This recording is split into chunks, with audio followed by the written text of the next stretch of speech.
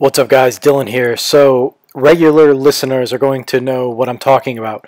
We always talk about the danger of over-trying, of coming in on offense or defense and playing at too high of a level and putting yourself in danger.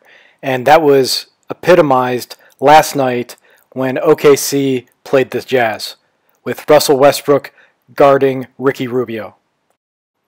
Rubio, the game before, had dominated, so Westbrook in a news conference, post-game news conference, said that I'm going to shut his butt down. Listen in. Rubio got hot, especially I think from mid-range. I think he started 5 for 5. Just what allowed him to get so hot there? He made some shots. I'm going to shut that off next game, though. Guarantee that.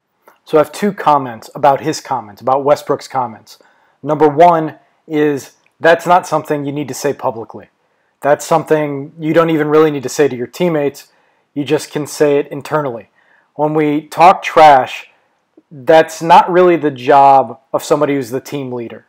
The team leader doesn't really talk that much trash simply because the pressure is on him to score. And if you're a shooter, if you're a scorer, you don't want to put extra pressure on yourself by starting a story that's running parallel to the game. You just want to have your mind completely focused on the game. So that's number one. Number two, you can see Westbrook come out and he's playing at a level that's too high, too intense. Now, he's always intense. He's always intense. But you can see just a little bit of over-trying. I don't think that was a foul, by the way. So he got some bad calls, no doubt about it.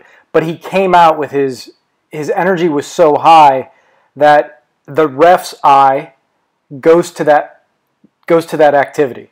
When you come out flailing your arms and you're moving that violently, you're going to draw the ref's attention. And you're more likely to get a call against you.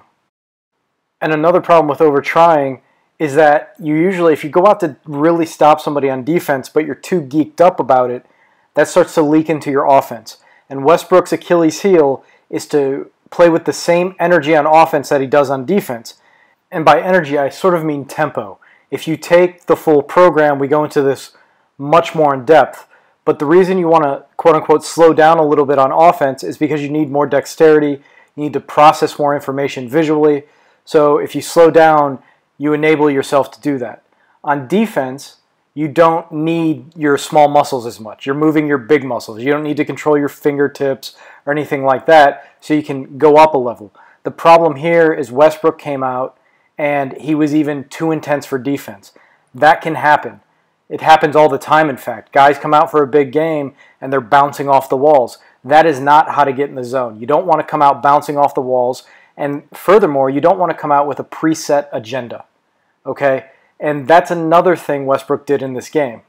Now you may say, well, what's a game plan for then? Isn't that a preset agenda? No.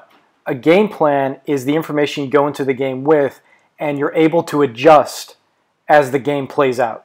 Sometimes your game plan, immediately you see it's not working.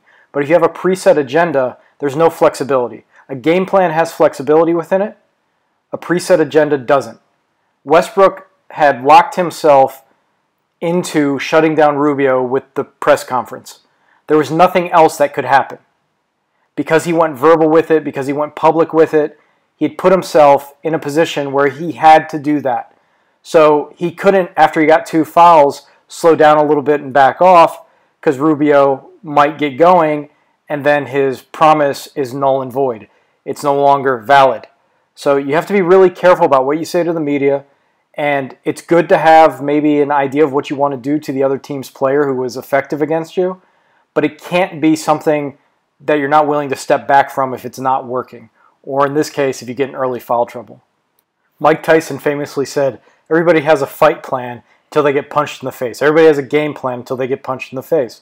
Well, yeah, once you get punched in the face, once you get 2 fouls, you have to dial it back. You can't trust the referees. You got to say, well, the promise I made before the game, I got to let that go, and I need to get back into my rhythm. Westbrook's game started to evolve when he began to slow down his offense a lot. And you've seen that from his early days when he was playing with Durant and Harden. Just it was overdrive all the time. And as he started playing just defense with that high energy and then offense with a little bit slower tempo energy, well, you saw his game blossom into 2 back-to-back seasons with triple doubles. Now, here's the thing, averaging a triple-double. Westbrook's a competitor. He's gotten smarter as he's got older, and I expect him to adjust in the next game. I wouldn't be surprised to see the Thunder pulled out. The Achilles heel with the Thunder, and I said this from the time I heard the trade, is their field goal percentage. What kills them is these guys are all low 40% field goal percentage shooters. That is a recipe for disaster. And you kind of look at some of the basketball analysts who were predicting the Thunder to go really far, and you think, did they not see this? Did they not see this possibly coming? Now, they could get hot and, maybe make a run here and possibly get past the Jazz. Who knows? It's possible. However, you have to be leery of certain basketball analysts because I don't think they know what they're talking about too often. Anyways, that's what I saw in Westbrook, a little bit of over-trying, and instead of after the second foul, because the first two were pretty egregious fouls, I think it was the first two, he didn't dial it back because he had that preset agenda. He had painted himself into a corner, and that's what had to be done. So learn from this. If you got a player you really want to stop, you still stay in your game. Maybe you make a few tweaks to your defense. Maybe you do a few things you normally wouldn't do, like picking up full court, but you still play at the right tempo. You're still in the zone. You're still in a mental state where you're in control of your body and your mind, and you're not drawing unwanted attention from referees. This is Dylan from Basketball Brain. Check us out at basketballbrain.com. We got programs starting at $5. Thanks so much for listening. Please like, subscribe, and hit the notification bell if you like these videos. Bye-bye.